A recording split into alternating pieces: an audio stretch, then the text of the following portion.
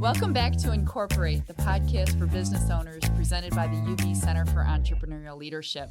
This is the show where we share real stories and strategies from business owners and experts who've been there and done that and are here to help you grow. I'm your host, Susan Steffen, the Executive Director of the UB Center for Entrepreneurial Leadership, also known as CEL. And with me for all our podcasts is our producer, Jordan Lima, founder of Lemur Studios, where we are recording today. In this episode, we're diving into a topic that's at the heart of personal and professional growth, mentorship. Whether you're just starting out or you have years of experience under your belt, having the right guidance and giving it can be transformational. We're joined today by two amazing guests and good friends. Celine Krzan, faculty at the University of Buffalo School of Management and a leader in their mentoring initiatives, and Heather Sidorowicz, a successful business owner who's both benefited from mentors and generously served as one herself. So together we're going to explore what makes for a great mentoring relationship, why it's so important to both seek support and give back, and how mentorship can be a full circle experience that fuels growth for everyone involved. So let's jump right in. All right, let's start with a quick introduction where you guys can tell us a little bit about your background, maybe about your company, and what mentoring means to you. Heather, do you want to start? Sure, absolutely. Thanks for having me. My name is Heather Sidorowicz. Thank you for getting the last name right. That was very impressive. You didn't even ask me before the show. So I am the president and owner of a company called Southtown Audio Video. We install commercial AV systems across Western New York, things like conference rooms and training rooms, some really fun stuff like museums. There's some really fun ones coming in Buffalo, so stay tuned for that. And I was a CEL grad from 2012, so we're going to definitely talk about that a little bit today. And thrilled to be here. Celine? Thanks, Susan. So excited to be here. Celine Krzan. I'm a professor of entrepreneurship at the University at Buffalo. In my role at UB, I teach undergrads, graduate students about entrepreneurship, and I get to collaborate with incredible programs like CEL. So formerly, I was helping support the Emerging Entrepreneurs Program. Prior to joining UB, I did anything from corporate innovation, that's where I started my career, moved into funding, and then moved directly into working in a variety of different startups. So anywhere from community tech, nonprofit tech. My role was really in communications, marketing, and storytelling. So I love startups. I love working with them. And I love working with entrepreneurs. Excited to talk about it. Okay, so you guys were selected because not only have you both been mentored in your career, but you've served as mentors. So just tell us a little bit about what's your first experience with mentoring when you were mentored? I'd just like to butt in real quick, though, and say that Heather's had experience mentoring me. Yes, she So did. I've never mentored anyone yet, but I have the mentee voice here, and I'm excited to hear how you think it went. 'Cause I actually think it went very, very well. So I'm excited to be talking about that with you today. Excellent. Nice. I am too. And I'm going to say it went really well because we're all here in your studio. So well done. It did. It worked. Absolutely. So Celine, what was your first experience being mentored? So I think the first memory I have where I know it was really purposeful was in graduate school for my first internship. It was with a startup, and startups were small teams. So it was the CMO at the time, and she really took a strong interest and was really critical in helping me advance and think about myself as a future founder, as an entrepreneur, as someone who works in startups. She always invited me to sit at the table. She always made sure that I had my voice heard and was willing to give me projects at the time as a graduate student that felt a little beyond my means, which I felt helped me grow. That's super cool. And that's really critical. So I think realizing those things, and I didn't realize at the time, I wouldn't have put the word mentor on it, but now we've been connected for over 15 years, and it's someone that I can still pick up the phone and call and say, hey, you're a mentor to me, right? But how amazing is that she took you at such a young age, and instead of just say, like, I had an internship, which was when I was in high school, and it was at a hospital, and it was in PR, which I thought I was going to like cruise through when I got, and I literally like filed all day long. Instead I spent my entire summer licking envelopes and making copies, like that Monster commercial from the Super Bowl, if you're old enough to remember that.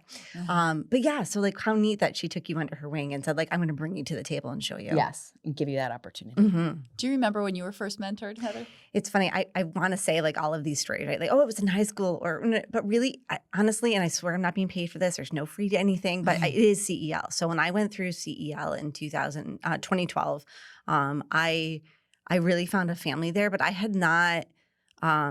I really hadn't had an experience like that ahead of time to have people kind of ask me tough questions, but in a positive way, and to give me like the confidence that I needed to be able to make decisions that I didn't even know I would have eventually.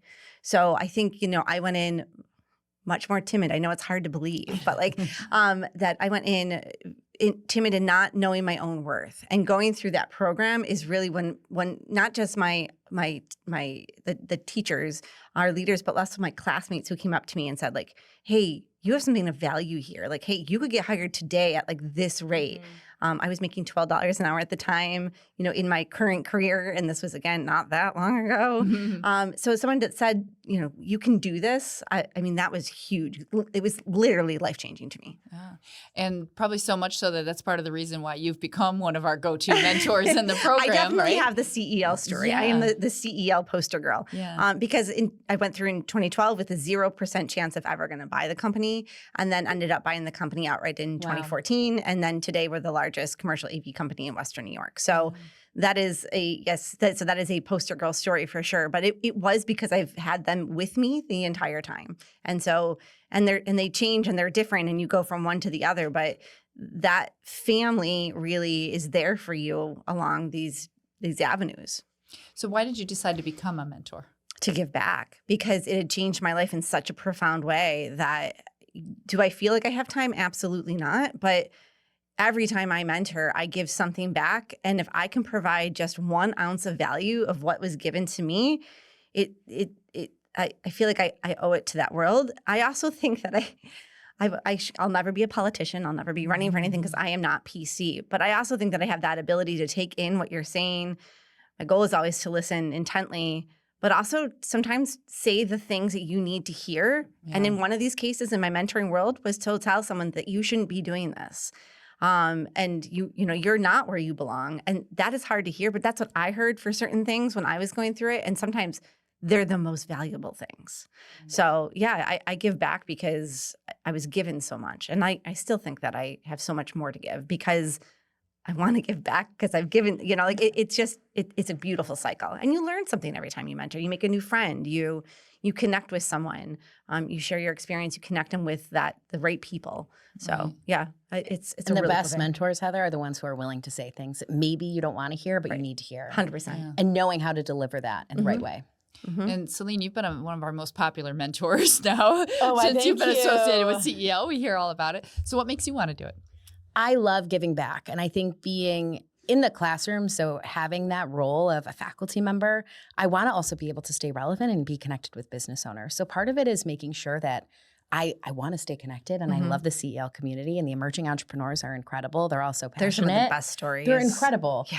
And I love them. So I have that place in my heart, so I want to make time to do it. I would also say it's critical to see people who are in that instance who know they want to get better and they know they want to grow, to be able to say, okay, how can I help? Who can I introduce you to? Being a connector is one of my gifts, I would say. It's I know some different pieces that I can help you get your story. And also sometimes we need people who hold us accountable. So you need that voice when you pick up the phone when I'm talking to you in 2 weeks. Did you do what we talked about? Yes. And sometimes you don't. Right? And then it's okay, what are we doing then? Why didn't we? And that's a really critical piece that also I need myself. So I like to offer it to other people. I had the conversation in the car with my mom yesterday about, hey, in this business class that I'm still part of today, we hold each other accountable. Yeah. So I was trying to get her to do something, and she's like, oh yeah, I need to do it. And it was something hard. And I said, great, when are you going to do it by? And then you have to text me and say you did it. Yes. Because that's what's done for you. And those are some of the hardest days of my entire life, is when my now class, connections class, said, all right, you're going to do this, and you have to text us or email us after you did it. But because someone's holding you accountable, right, that's what allows you the freedom to move forward. Absolutely. And I think for everyone, but certainly for business owners, mentoring can be a complete game changer. And I always talk to, whether it's a business owner or anyone I come across, you have to have people that you can have a candid conversation with that aren't somewhere else in your space. So they're not in your house. You're not related to them. You don't need to see them at dinner every night. So that somebody you could have that conversation that can be kind of tough. And I feel that the best mentoring relationships, yes, they become friendships, but they're friendships with an edge. Yeah, there's perspective there. It's that bird's eye view, and then not necessarily knowing the emotional pieces, but the story that you're telling them to allow that perspective. Yeah, I completely agree.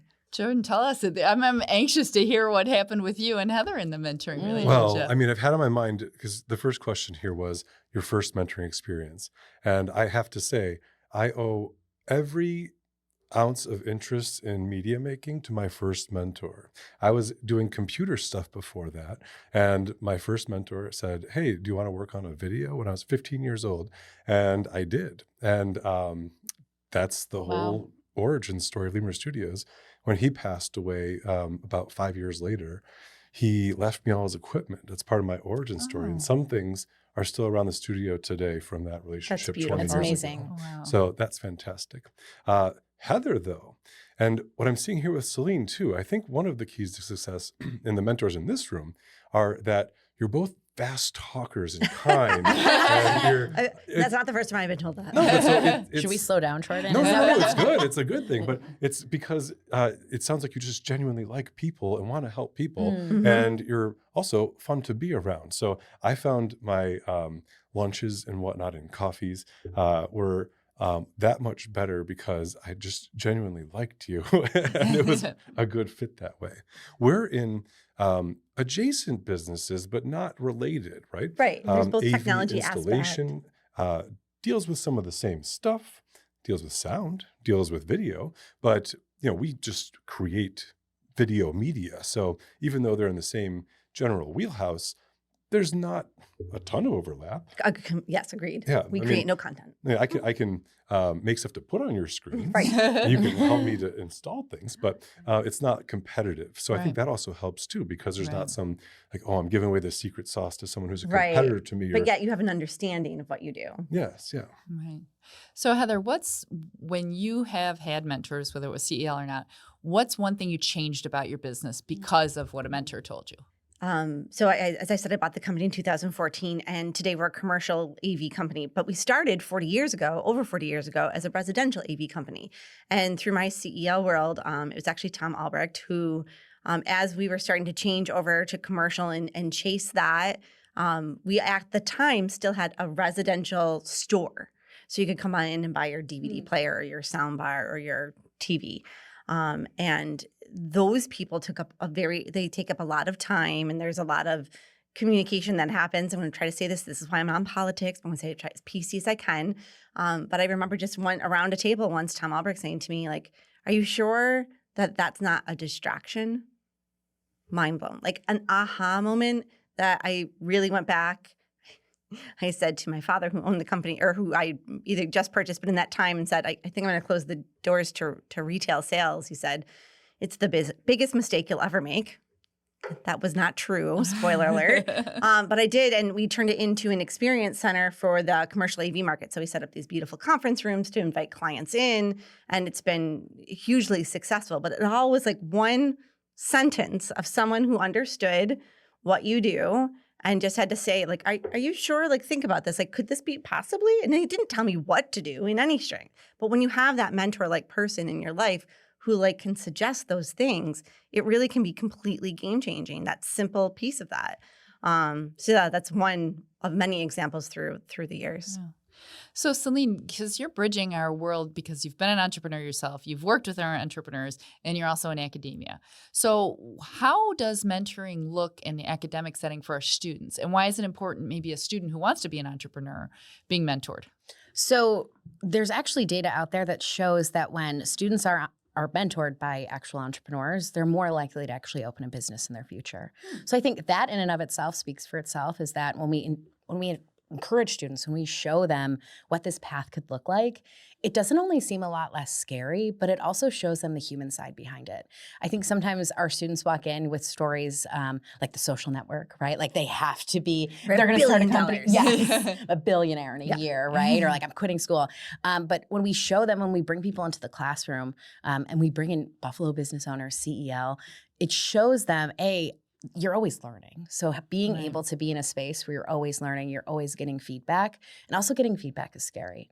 So hearing it from maybe a different voice, hearing it from someone who's been there, done that, who can open the door and show you something in a little bit different of a way, is instrumental for students. And it also encourages them to keep going and keep growing, and hopefully then they're the ones coming back in a few years telling their story. Right. I love that. You tell them it's hard, right? Yes, very hard. Have you guys ever had a challenge with a mentee that maybe wasn't receptive to coaching or maybe wasn't listening? How did you handle that? Well, I was different, not actually a CEL story, but a different association I was with. I was trying to hold my mentee accountable. And, she had understood what I did. And she was actually in a food service like position.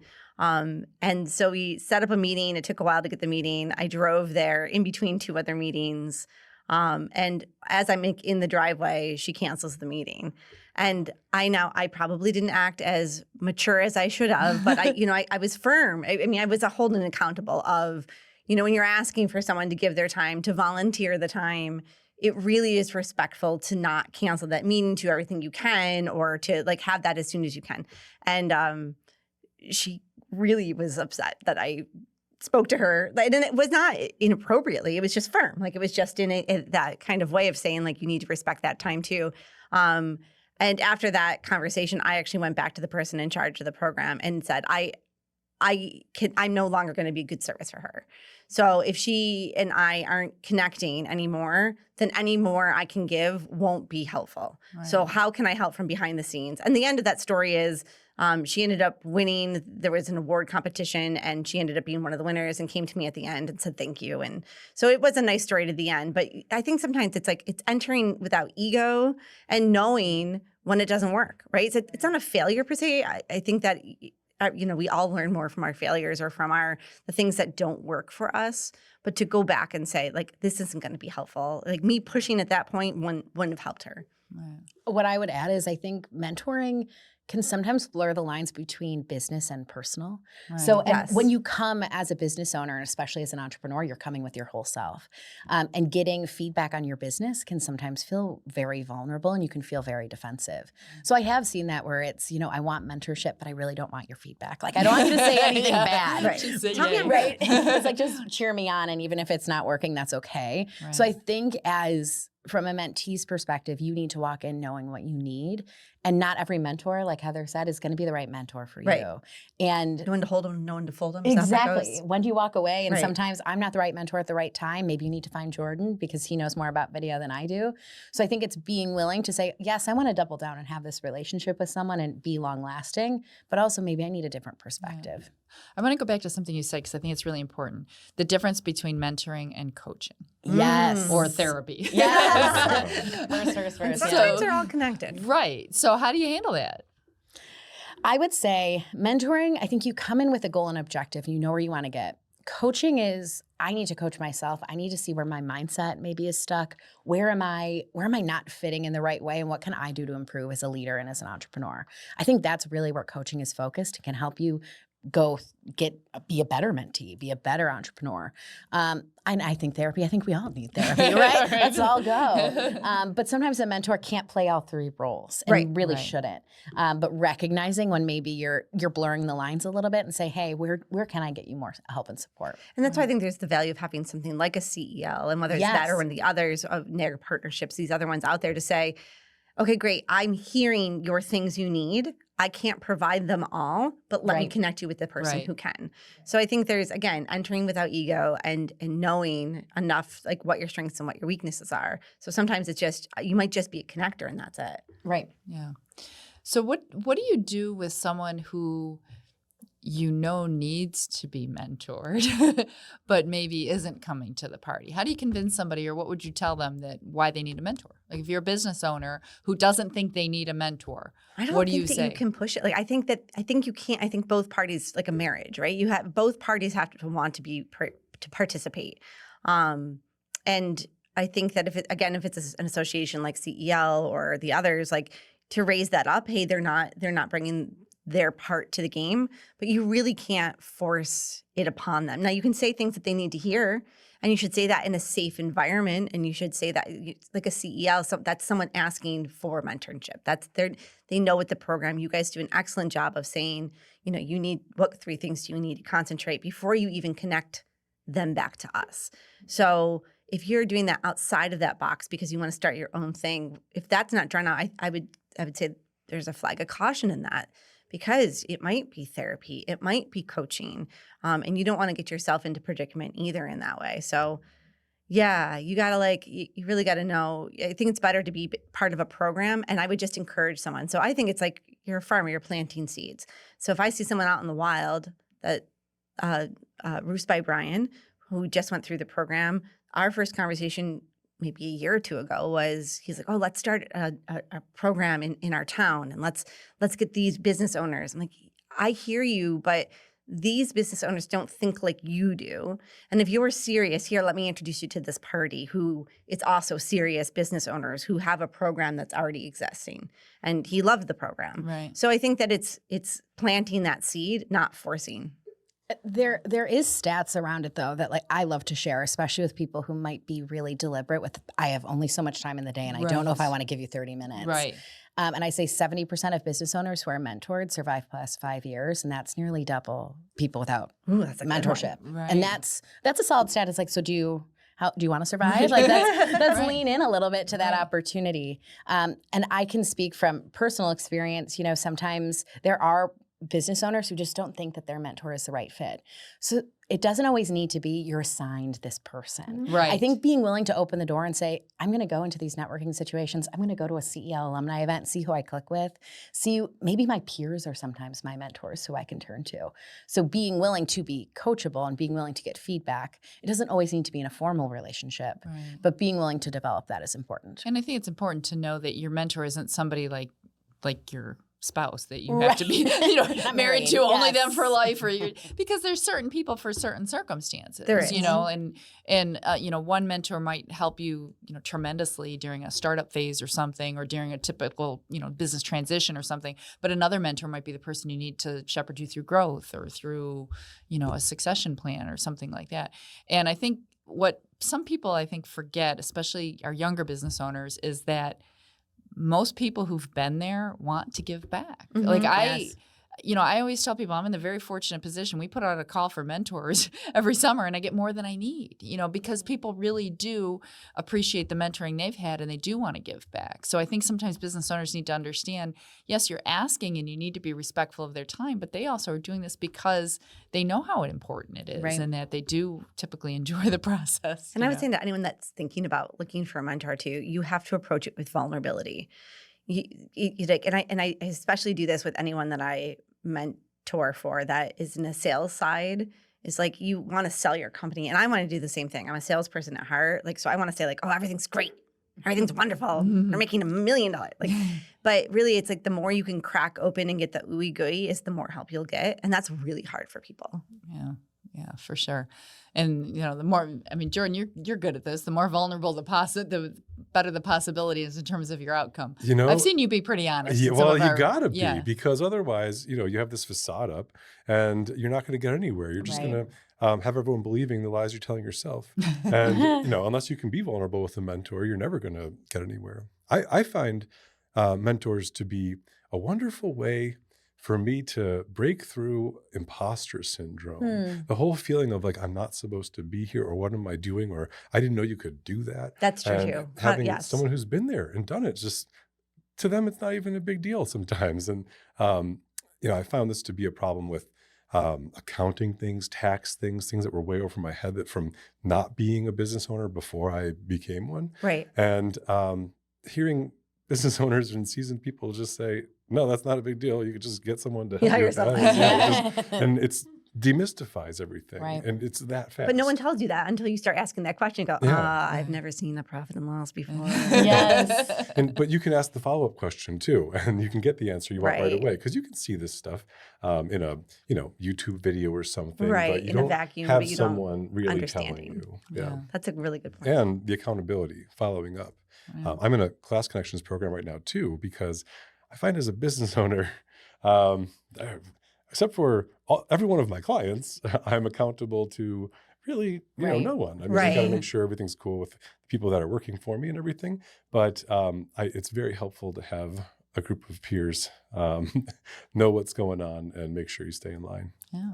True. I want to switch gears for a second and ask you guys, what's one of the most unexpected things you've learned from a mentee? Not the advice you've given them, but what you've maybe learned out of that you didn't expect to in the mentor-mentee That was a good one. relationship? That's a really good question. I've learned a lot about a lot of local Buffalo businesses, like things that like you do this and you can make money off of this.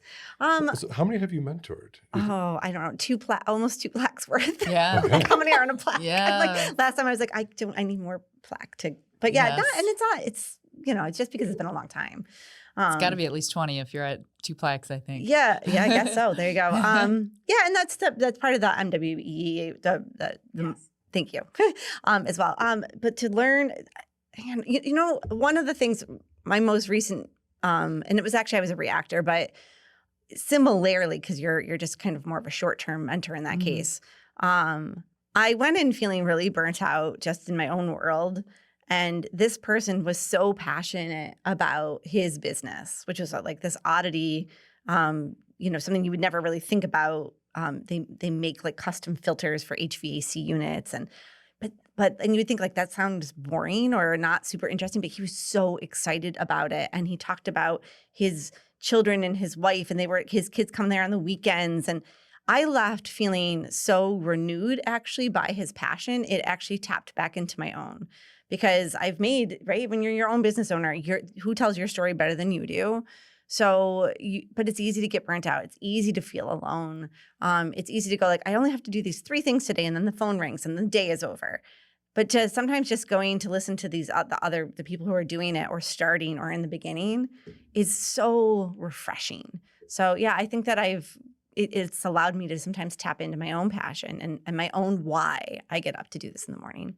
Nice. I have a student team that just went through Panache that came in second, and they're a juicing company. So I've learned a lot about juice. Yes. Right, when you're a mentor of a company, you learn so much about their business because they're so passionate about it. And you're like, how can I help you? How can I help you get to the next level? But I agree with you, Heather. I think it inspires you. It helps you push you forward. It does. And it also raises the bar. So you think, okay, here's where you are. Let's keep pushing you forward. Let's keep seeing where you're going to go next. And I think that's important as mentors to also bring that to ourselves. Yeah. Like, okay, what can I do better? Yeah. To show up better for you. So if we have a business owner who's listening to us now and they've never had a mentor, or maybe it's been a long time, and they're not a part of any certain program, how do they even get started? Like, how do they find a mentor? I think it's a lot of networking. So I think there's a lot of spaces that are open, especially here in Buffalo, to say, hey, let me show up as a business owner. Let me see and get connected. And I think it starts with building relationships. I think it starts with saying, hey, fellow business owners, can I talk to you about some challenges, things that I'm facing, and creating that space and building that long-term relationship. I don't think you should walk up to someone and be like, hey, Heather, will you be my mentor? No, you have to know them. Right, you have to know them, and you have to be willing to build that. But I think it just starts with having a conversation, maybe putting a challenge out there and being like, hey, what do you think about this? Being willing to pick up the phone and saying, hey, this is something I'm facing. Vulnerable. Exactly. Or even LinkedIn, I think, is a great resource to say like, hey, these are your connections that you've connected for a reason. Hey, I'm looking for someone. Obviously, I mean, again, there's no paid advertisement here, but I think connecting with CEL, see if they're a fit in CEL. You guys have more than one program. So wherever you are in your business career, there's also the SBA, the small business, so that they can all help direct you depending on where you are in your story also. There are really, in Buffalo, I feel like we have some really great resources. When I get to travel around the country for my career and I talk about CEL or just the fact that I have this business group all the time, and this does not exist in People other are places. jealous. Yeah, it's really quite incredible. Outside of CEL, I've found that I haven't been a formal official mentor for anyone, but I've provided quite a bit of guidance for very many people over the years. And I found that if you offer the advice, there'll be a sponge who's going to pick it up, and they'll keep picking it up. And then it just sort of happens too. If you're looking for someone to mentor, but then they present themselves. There's a guy in town who does screenings. He gets a bunch of college films together and he puts on the screening, and Lemur Studios ended up sponsoring it and sort of helping him through because we do screenings also, and it's nice to see someone else in the community do it too. But after that, he's wanting to know more, and that's created a nice relationship because I like to see him grow. I like to see him be better at that. And I have a lot of knowledge to share. It's nice. Isn't that crazy that like you think you're like, I feel like we're brought up to say like don't give anything away, like they're your secrets and all that. And then when you get older and you start realizing like the more you give away, the more you get. And I remember learning that like in my association, this guy stood up as I was growing. He's like, hey, listen, if you want any of my job descriptions, anything, like here, and he just like slides it across. I'll give you, and I'm like, you can't do that. Like these are your secret. No, man, I here you go. Right. And the more you give, the more you get. And I know that sounds like maybe mushy, but it's absolutely true. I like the rising tide lifts all boats. Yeah. Right. I If we help the community out, then there's more in the community to help For out. sure. Mhm. See, look at we're getting deep now over here. The podcast we're getting deep. So if somebody's listening to our podcast and our discussion, they're like, wow, mentoring sounds really cool. How do I do that? Or what warnings do you have, or what advice before somebody jumps in? Maybe they've got the opportunity and the form is in front of them to check off, I'll volunteer to be a mentor. What do they need to know to set themselves up for success before they mentor someone for the first time, maybe in a formal setting? Yeah, I think it's all the things we talked about today, right? So I think that it's about, enter without ego, be vulnerable, ask questions, listen. I'm not the greatest listener. My family will tell you that. But, hearing somebody else's story and then being able to take that and kind of sometimes you're literally repeating some things that they say back to them. That when you say, what do you do? What is your business? And they go on for like 2 pages about what their business is, but you can pick out 3 of those things. Okay, here's what you just said. Let me give that back to you. Like those, yeah. Like, but how do you get there? Like, yeah, you just enter in without ego. Be honest and open. Be transparent. And I know that sounds a bit cliche, but be there for the right reason. No one's in the mentoring business you shouldn't be there to make yourself better. You should be in that to help somebody else. And if you have that intent, I really don't think you can go wrong.